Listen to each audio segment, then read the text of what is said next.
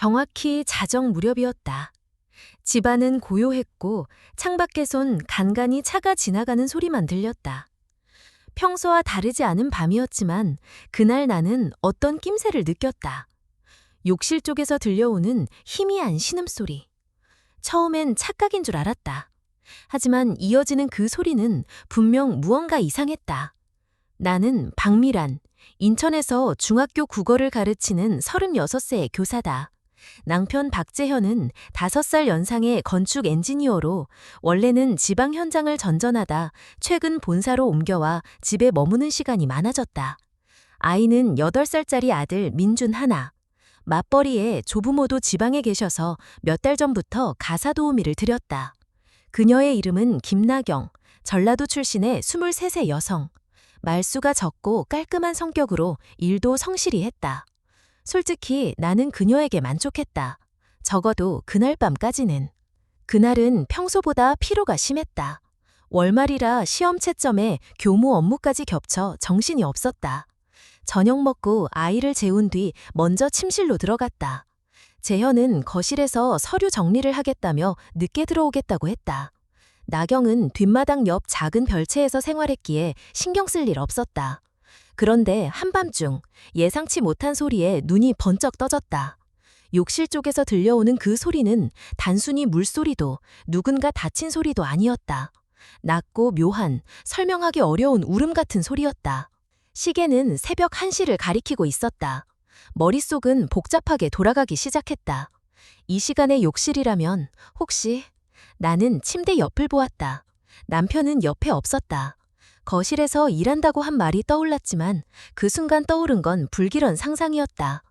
혹시 그럴 리 없다고 스스로를 다독이면서도 마음 한구석에서는 부정적인 생각이 끊이지 않았다. 나는 욕실 쪽으로 조심스럽게 다가갔다. 문틈으로 새어나오는 희미한 불빛, 여전히 멈추지 않는 그 신음소리. 상상은 끝없이 부풀어 올랐다. 혹시 남편과 나경이? 그 가능성이 머릿속을 스치자마자 가슴이 조여왔다. 나는 문을 열었다. 그 순간 내 눈앞에 펼쳐진 광경은 내가 상상했던 것과는 전혀 달랐다.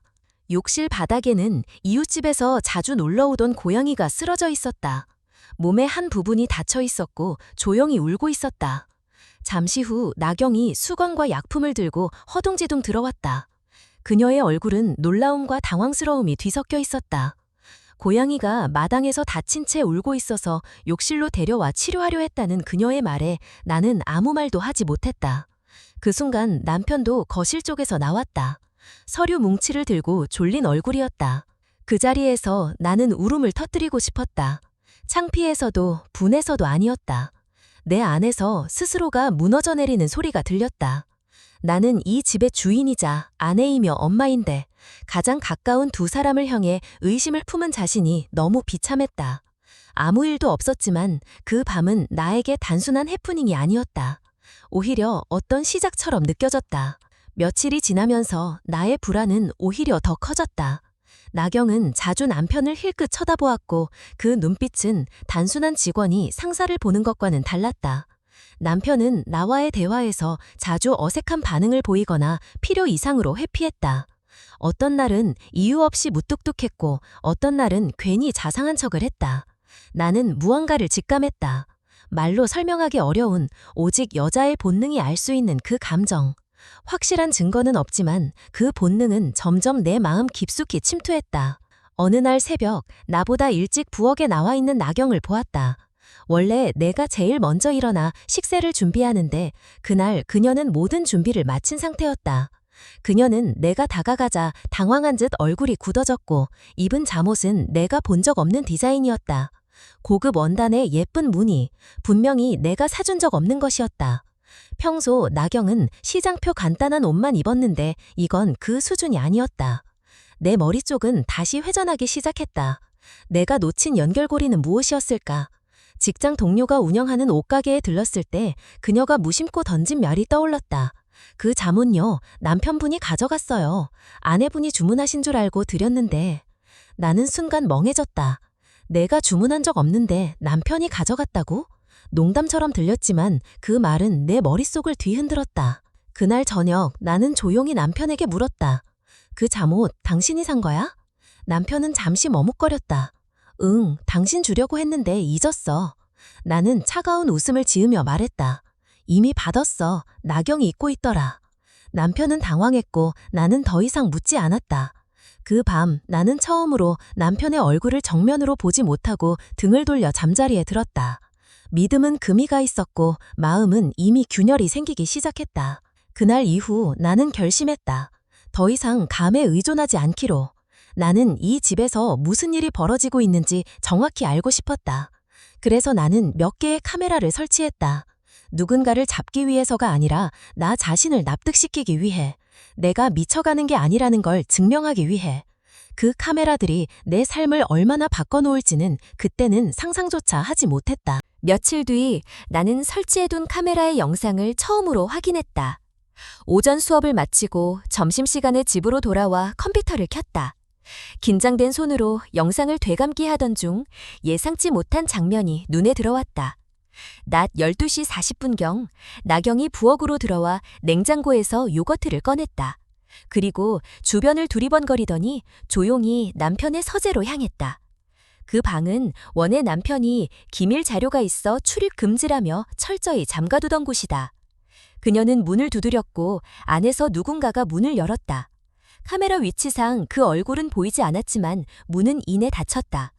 영상은 17분 동안 멈춰 있었고 그 후 나경이 방에서 나왔다. 얼굴에는 약간의 긴장과 당혹감이 섞여 있었고 입술을 꾹 다문 채 천천히 부엌 쪽으로 향했다. 나는 화면을 바라보며 아무 생각도 나지 않았다. 단지 머릿속이 하얗게 비워졌다. 내가 지금까지 느껴온 불안과 의심이 틀리지 않았다는 사실에 몸이 굳었다. 동시에 한편으로는 부정하고 싶었다. 혹시 오해일지도 모른다고. 하지만 직감은 이미 확신으로 바뀌어 있었다.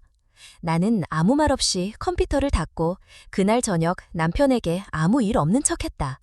하지만 마음 깊은 곳에서는 불안이 커져만 갔다. 며칠 뒤 나는 다시 영상을 확인했다. 새벽 1시 12분. 욕실 카메라에 움직임 감지 알림이 떴다. 화면을 열자 나경이 홀로 욕실에 있었다. 그녀는 무언가를 찾는 듯 수납장을 열고 안쪽 깊숙이 있던 작은 플라스틱 상자를 꺼냈다. 그 안에는 병이 하나 들어있었고 그녀는 그 약을 꺼내 물 없이 삼켰다.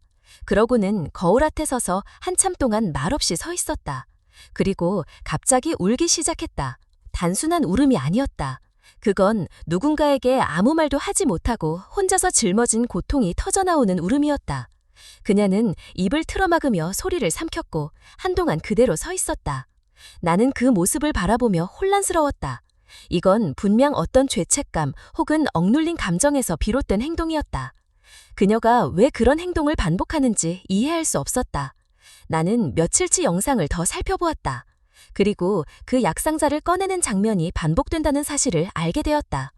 나경은 거의 매일 새벽 욕실로 가서 약을 먹고 울었다.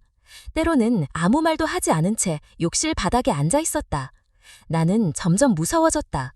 무서운 건 그녀가 아니라 내가 이 집에서 일어나는 일들을 전혀 모르고 있었다는 사실이었다. 다음 날 나는 아무 일 없던 것처럼 집으로 돌아갔다. 나경은 말없이 현관 앞에 서 있었다.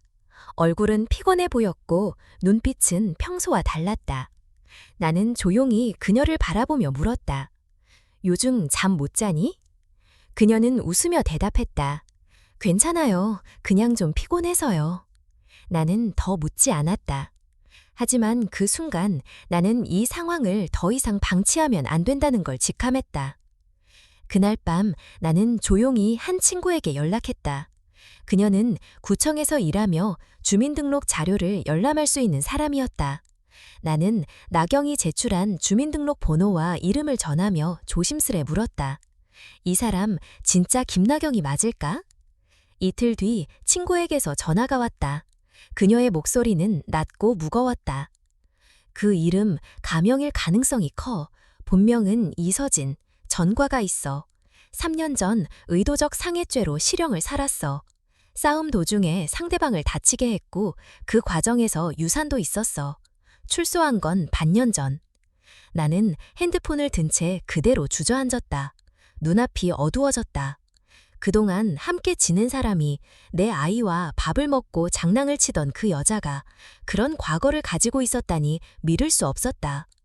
나는 한참을 멍하니 앉아 있다가 다시 정신을 가다듬었다.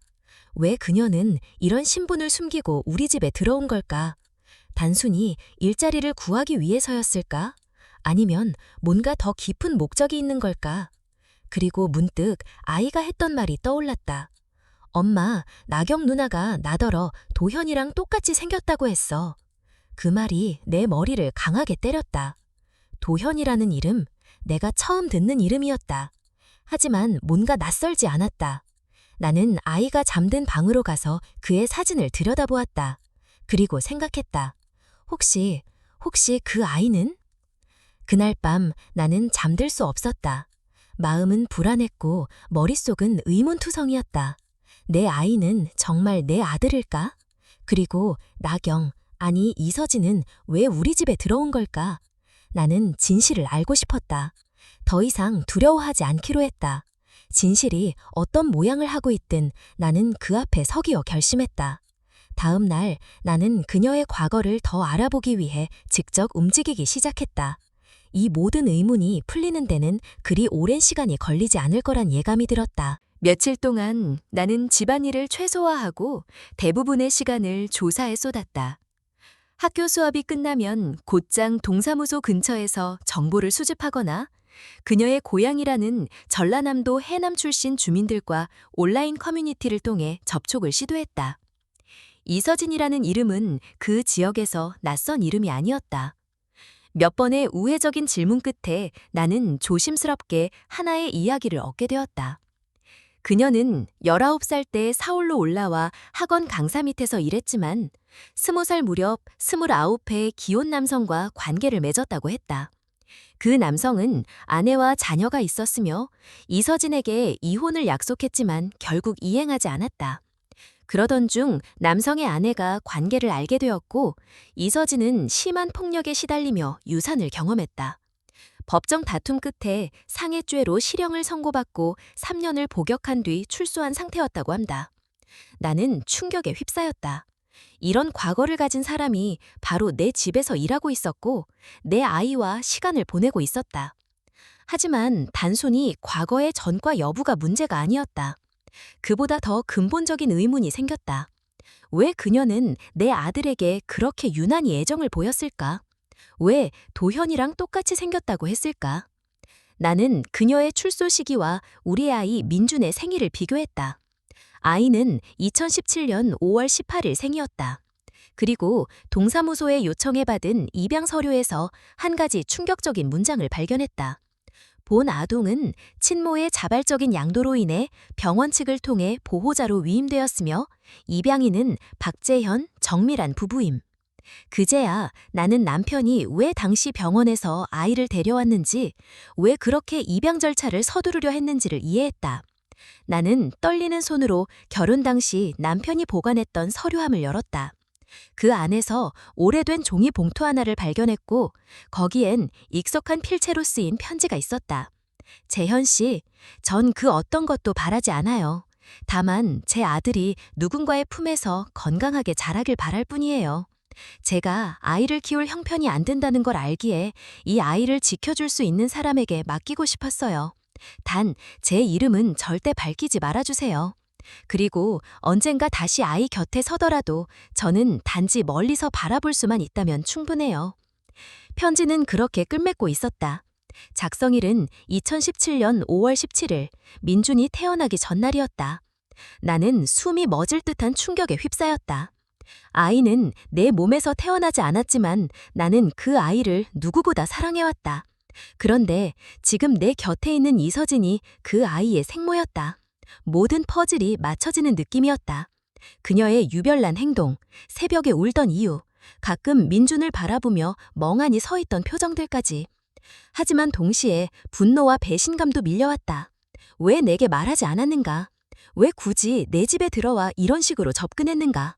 그리고 무엇보다 남편은 이 모든 걸 알고 있었던 것이다. 나는 남편이 퇴근하기를 기다렸다. 민준을 재운 후 나는 조용히 남편을 거실로 불렀다. 아이 입양 서류 말이야. 왜 친모 이름이 빠져 있는 줄 알았어. 당신이 숨긴 거지. 남편은 아무 말 없이 고개를 떨구었다 한참이 지나서야 그는 입을 열었다. 그때 우리는 5해 동안 아이를 가지지 못했잖아. 당신이 점점 지쳐가고 있었고 나는 어떻게든 당신에게 희망을 주고 싶었어. 병원에서 우연히 그녀를 만났고 그 아이를 맡아달라는 부탁을 받았어. 단 이름은 비공개로 해달라고 했지.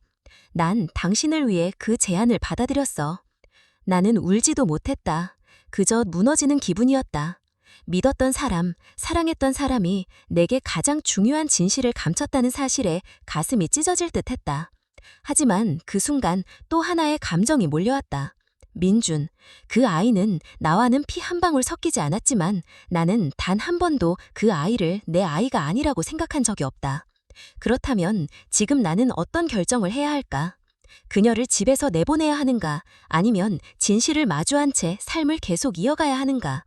그날 밤 나는 고민 끝에 결론을 내렸다. 지금은 감정적으로 결정할 때가 아니다. 더 많은 것을 알아야 하고 더 많은 진실이 필요하다. 이서진이 왜 굳이 내 집에 들어왔는지, 그녀가 진짜 원하는 것이 무엇인지 그것부터 확인해야 한다. 나는 다음 날 그녀를 따로 불러 조용히 이야기를 나눌 계획을 세웠다.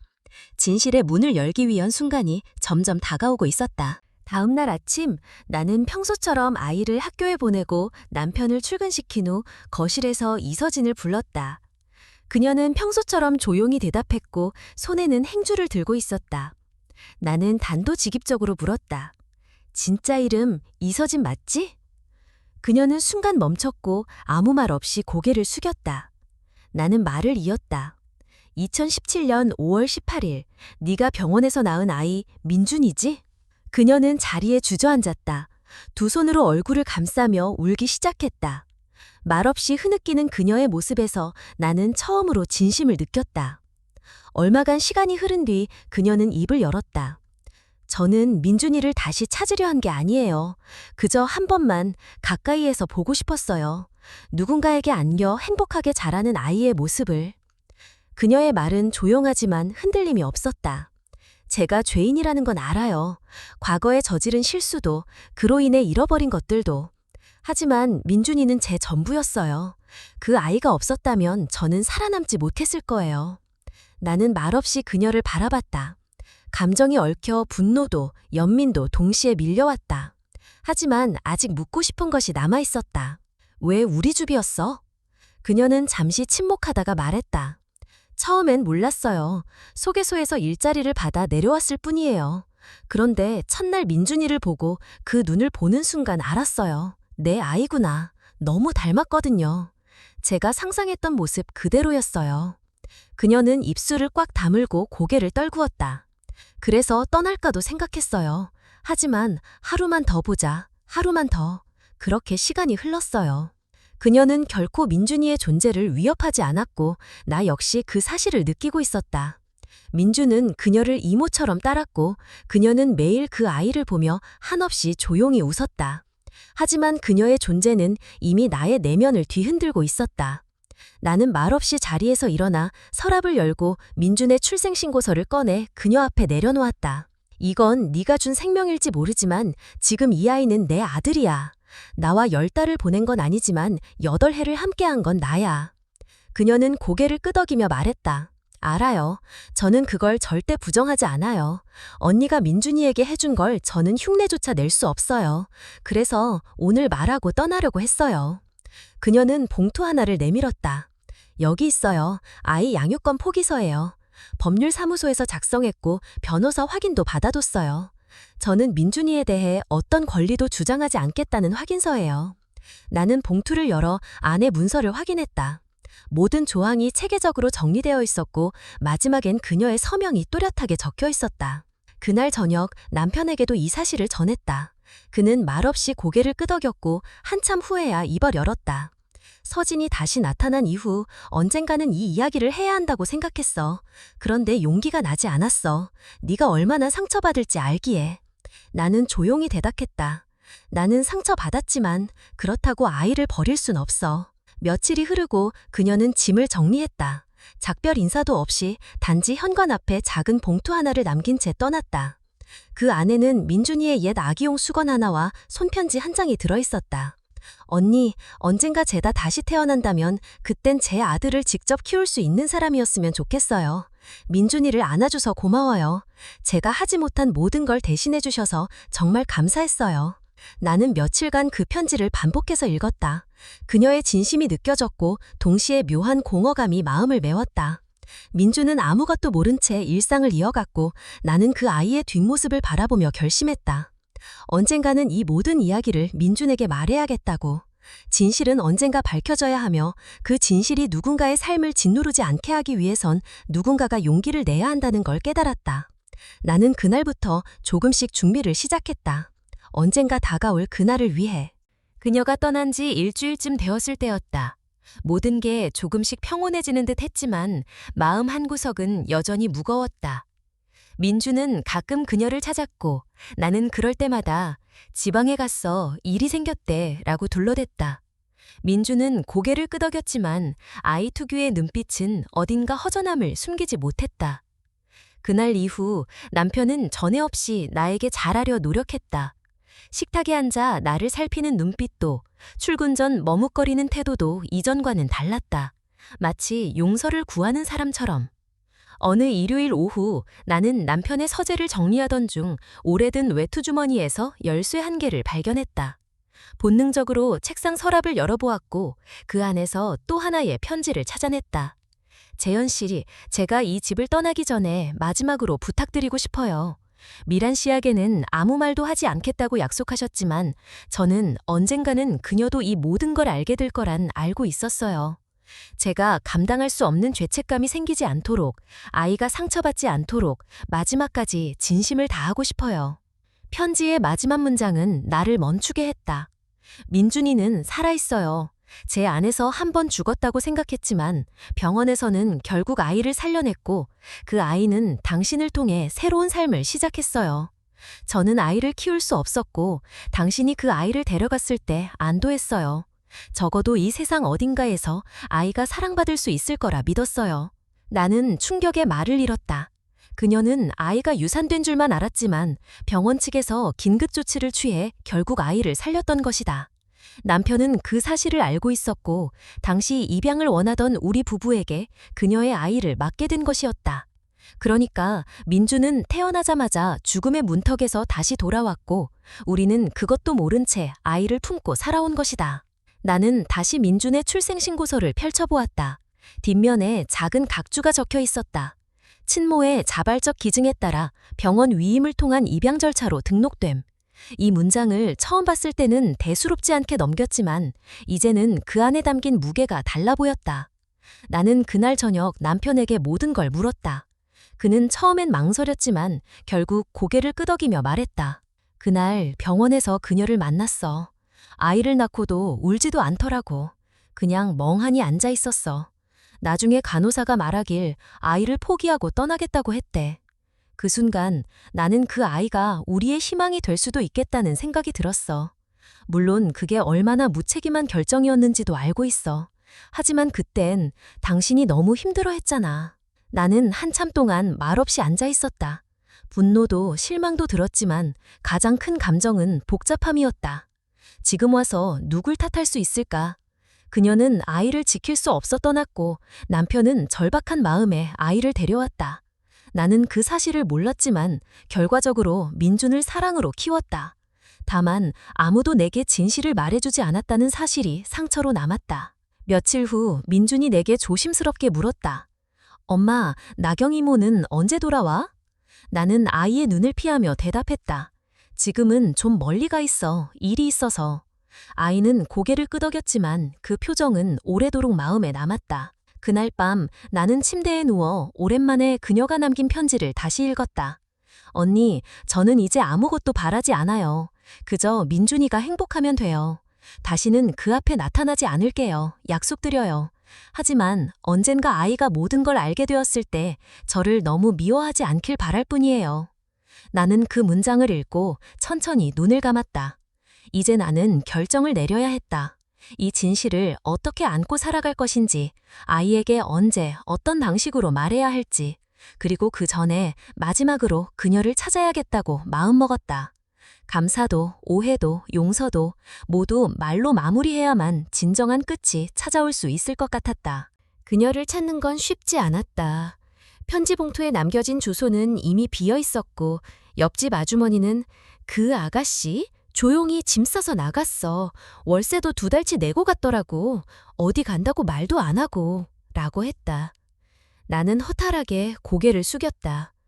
그녀가 떠났다는 사실보다 나는 이제 그녀를 직접 마주할 기회를 영영 잃었을지도 모른다는 생각이 더 괴로웠다.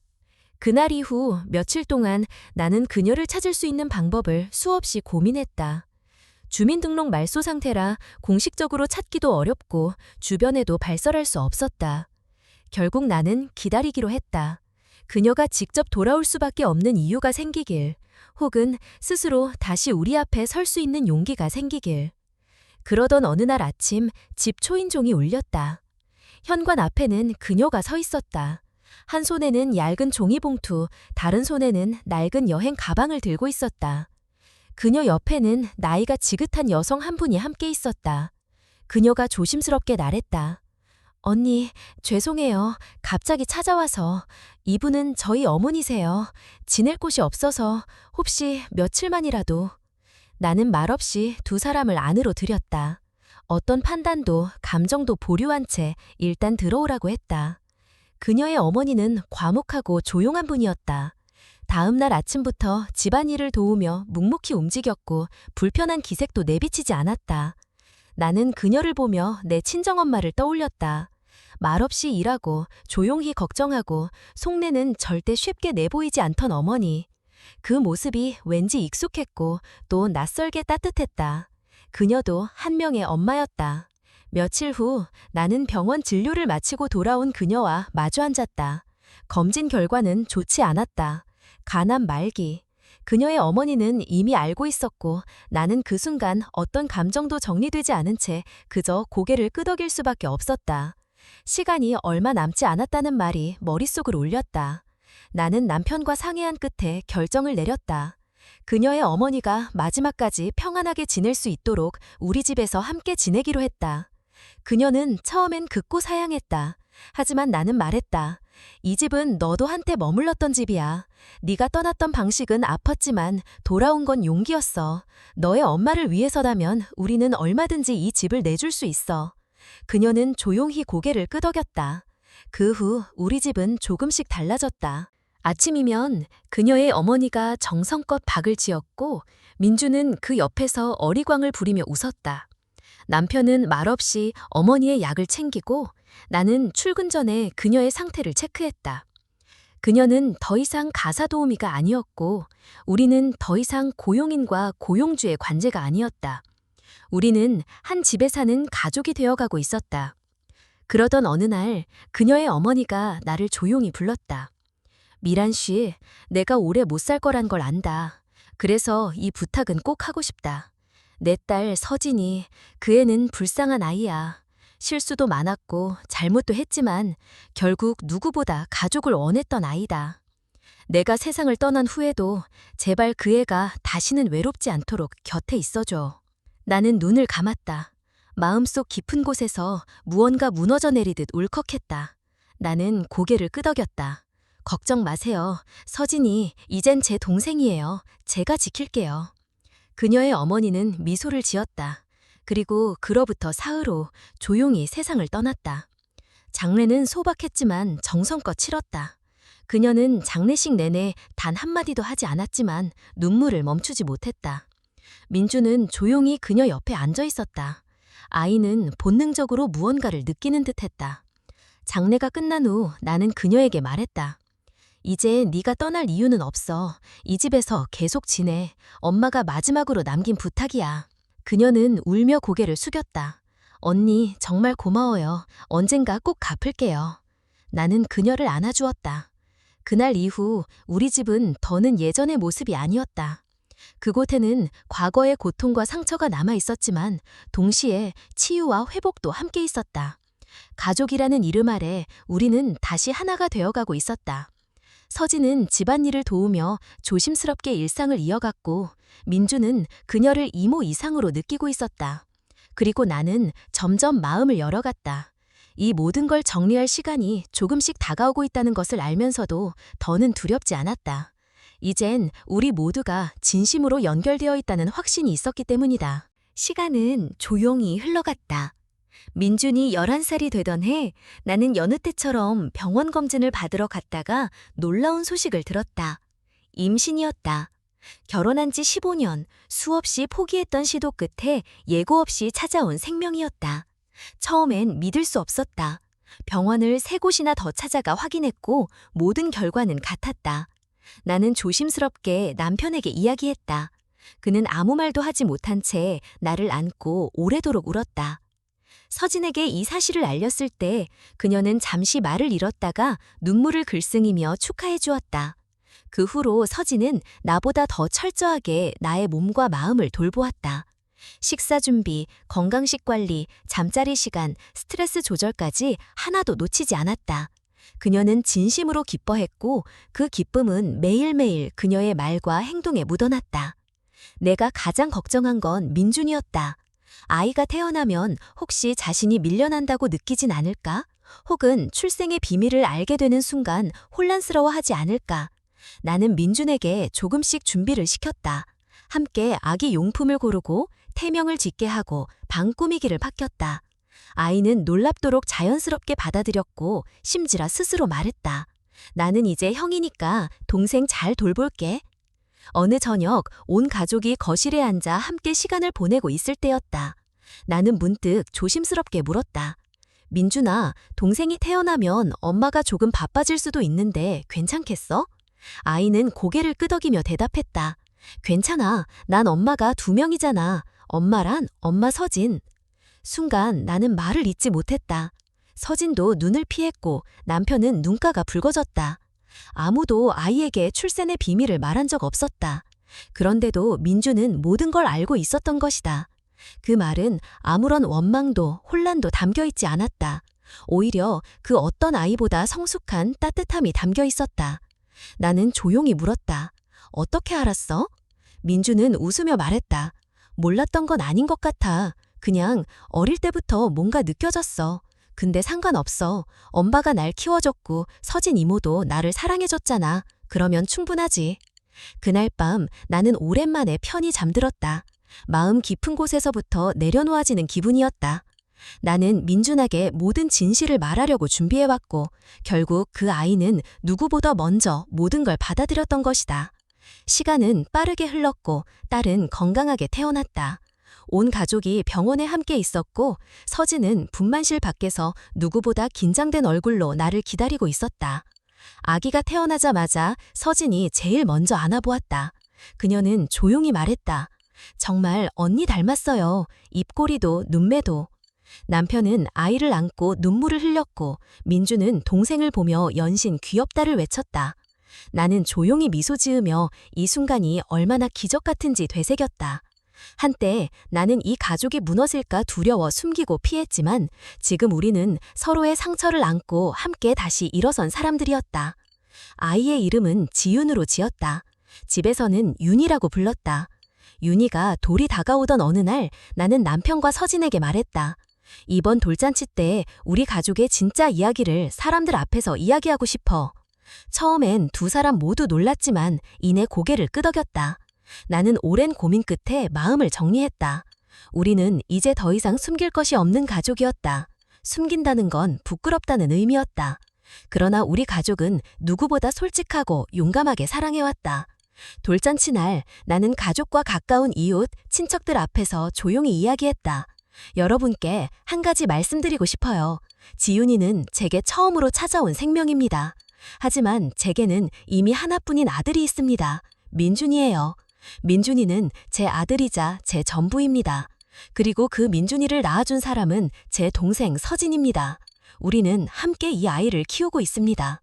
모두가 숨을 죽였고 잠시 후 조용한 박수가 이어졌다. 서진은 눈물을 흘렸고 민준은 조용히 내 손을 잡았다. 남편은 말없이 내 어깨를 감쌌다. 나는 그 순간 이 가족이 마침내 진짜 하나가 되었음을 느꼈다. 그날 밤 아이들을 재운 후 서진과 나는 거실에 앉았다. 서진은 조용히 말했다. 언니, 그날 내가 이 집을 떠나지 않았다면 지금 이렇게 웃고 있을 수 있었을까? 나는 고개를 저었다. 아니, 우리가 함께 고통을 견뎠기 때문에 지금 여기에 있는 거야. 그리고 너는 내 인생에서 가장 소중한 동생이야. 서진은 말없이 고개를 끄덕였다. 그리고 그날 이후 우리 집은 이전보다 더 단단해졌다. 누가 뭐라고 해도 우리는 서로를 안고 믿고 지켜낼 것이다. 상처로 시작된 인연이었지만 그 상처를 덮은 건 이해와 용기 그리고 진심 어린 사랑이었다. 시간은 흐르고 계절은 몇 번을 바뀌었다. 지윤이가 말을 배우기 시작하면서 집안은 더 활기찼다. 민주는 매일 동생의 말을 녹음해두고 나에게 들려주었고 서진은 퇴근 후에도 곧장 지윤 옆에 앉아 책을 읽어주었다. 어느 날 민준이 조심스럽게 내게 물었다. 엄마, 나 서진 이모를 그냥 엄마라고 불러도 돼? 나는 놀라지 않았다. 오히려 마음속에 잔잔한 울림이 퍼졌다. 나는 웃으며 고개를 끄덕였다. 그럼 네가 진심으로 그렇다면 엄마도 좋아. 민주는 그날 저녁 식탁에서 서진을 향해 또렷하게 말했다. 엄마 서진, 물 좀 주세요. 서진은 순간 눈을 동그랗게 떴지만 이내 미소를 지으며 물컵을 건넸다. 그리고 아무 말도 하지 않았다. 그것이 그녀의 대답이었다. 그날 이후 민주는 2명의 엄마를 부르기 시작했고 지유는 그 모습을 자연스럽게 받아들였다. 우리 가족은 어느새 모든 것을 공유하며 살아가는 진짜 가족이 되어 있었다. 이웃들은 더 이상 서진을 조심스럽게 보지 않았고 오히려 반찬을 건네며 이제 진짜 가족이네 라고 웃어주었다. 서진은 여전히 어린이집에서 일했다. 아이들을 가르치는 그녀의 모습은 안정감 있고 따뜻했다. 그녀는 과거를 이야기하지 않았고 나도 묻지 않았다. 다만 가끔 지훈이의 생일이 다가올 무렵이면 창가에 앉아 말없이 하늘을 바라보는 그녀의 옆에 앉아 조용히 손을 잡아주었다. 민주는 중학교에 들어가며 조금 더 어른스러워졌다. 학교에서 글쓰기 대회를 준비하던 어느 날 나에게 자신이 쓴 글을 보여주었다. 제목은 2명의 엄마, 1명의 나. 글 속에는 이런 문장이 있었다. 나는 2명의 엄마를 가졌다. 1명은 나를 낳아준 엄마이고 1명은 나를 키워준 엄마다. 나는 누가 진짜 엄마인지 묻지 않는다. 왜냐하면 2사람 모두 나를 온전히 사랑했기 때문이다. 나는 글을 읽으며 아무 말도 할 수 없었다. 마음이 벅차오르고 눈물이 났다.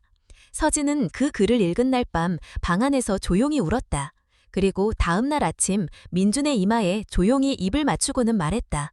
고맙다. 엄마라고 불러줘서 그 이름을 내가 다시 받아도 될 만큼 너는 나를 용서해줬구나. 그날 이후 우리 가족은 더 단단해졌다. 과거는 이제 흉터처럼 남아있었지만 그 흉터 위에 새살이 돋아나듯 우리의 삶은 평온했고 단단했다. 나는 가끔 생각했다. 만약 내가 그녀를 그때 집에서 내보냈다면, 만약 진실을 모른 척하며 살아갔다면 지금 우리는 어떤 모습이었을까? 아이들이 잠든 밤이면 나는 베란다에 앉아 하늘을 올려다보며 조용히 중얼거렸다. 고마워 서진아. 용기 내줘서, 돌아와줘서, 그리고 사랑해줘서. 서진은 내게 새로운 가족의 의미를 알려주었다. 피보다 깊은 유대가 있다는 것을, 상처보다 더 강한 회복력이 존재한다는 것을, 그리고 진심은 결국 어떤 오해도 무너뜨릴 수 있다는 것을. 마지막으로 나는 민준에게 이렇게 말했다. 민준아, 네 인생에서 가장 감사한 일이 뭐니? 아이는 잠시 고민하더니 대답했다. 내가 이 집에서 태어나진 않았지만 이 집에서 자랐다는 거, 그리고 엄마가 2명이라는 거. 나는 그게 내가 가진 가장 큰 행운이라고 생각해. 나는 그 말에 더는 아무 말도 덧붙일 수 없었다.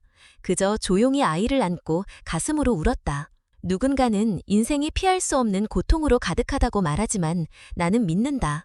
사랑이 있다면 그 고통은 새로운 시작이 될 수 있다고. 진심은 언젠가 돌아오고 용서는 결국 사랑을 품게 한다는 걸. 우리는 완벽한 가족이 아니었다. 하지만 우리는 함께였고 서로를 포기하지 않았다. 그리고 그것이면 충분했다. 사랑은, 진심은 결국 모든 것을 이긴다. 오늘 이야기에 귀 기울여 주신 여러분께 진심으로 감사드립니다. 가족이란 꼭 피를 나눈 사이만을 의미하지 않습니다. 때로는 함께한 시간, 나눈 진심, 서로를 향한 믿음이 더 깊은 가족을 만들어줍니다. 이 이야기는 상처로 시작되었지만 결국 용서와 이해, 사랑으로 치유되어가는 과정을 보여줍니다. 우리가 살아가면서 마주치는 많은 오해와 상처도 결국 진심으로 마주할 때 조금씩 회복될 수 있다는 것을 다시금 느끼게 됩니다. 오늘의 이야기를 통해 여러분도 누군가에게 한 걸음 더 다가가고 오래된 오해나 마음의 벽을 허물 수 있는 용기를 얻으셨길 바랍니다. 때로는 한마디 말, 한 번의 용서가 우리 삶을 전혀 다른 방향으로 바꿔줄 수 있습니다. 저희 채널은 앞으로도 따뜻하고 진솔한 이야기들로 여러분과 함께하겠습니다. 이야기가 마음에 드셨다면 아래에 있는 좋아요 버튼을 눌러주시고 느끼신 점이나 생각을 댓글로 나눠주세요. 그리고 구독해주시면 더 많은 이야기로 인사드릴 수 있습니다. 여러분의 응원과 관심이 저희에겐 큰 힘이 됩니다. 진심으로 감사드리며 다음 이야기에서 다시 뵙겠습니다.